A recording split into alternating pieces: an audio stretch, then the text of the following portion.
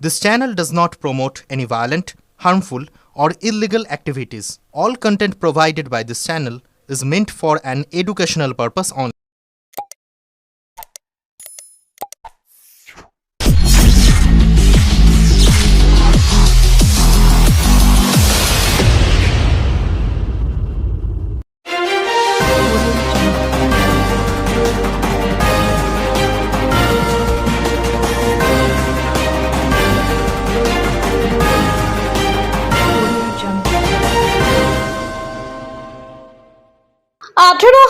টাকা নগদ ও একটি সোনার চেন উদ্ধার করে পুলিশ।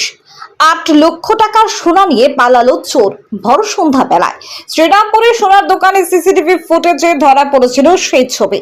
অবশেষে ৯ দিন পর শ্রীরামপুর থানার পুলিশ গ্রেপ্তার করলো হাওড়ার শ্যামপুর থেকে সুশান্ত দাস। আগেও তার বিরুদ্ধে সোনার দোকানে লুট করার অভিযোগ আছে। গতকাল রাতে গ্রেপ্তার করা হয় পুলিশ। আজ শ্রীরামপুর আদালতে তোলা হবে বলে অভিযুক্ত সুশান্ত দাসকে এমনটাই জানা যাচ্ছে। গত ২৮ তারিখ সোনার চেন কিনবে বলে সোনার দোকানে ঢুকে ৮ লক্ষ টাকার সোনা চুরি করে পালায়। ঘটনাস্থল শ্রীরামপুর থানার চাত্রা বউবাজার এলাকা। সিসিটিভি ফুটেজে ধরা পড়ে সেই ছবি। শ্রীরামপুর থানায় অভিযোগ দায়ের করেন সোনার দোকানের মালিক। সেই অভিযোগের ভিত্তিতে গ্রেপ্তার করে পুলিশ। ব্যুরো রিপোর্ট, আমার কলকাতা নিউজ।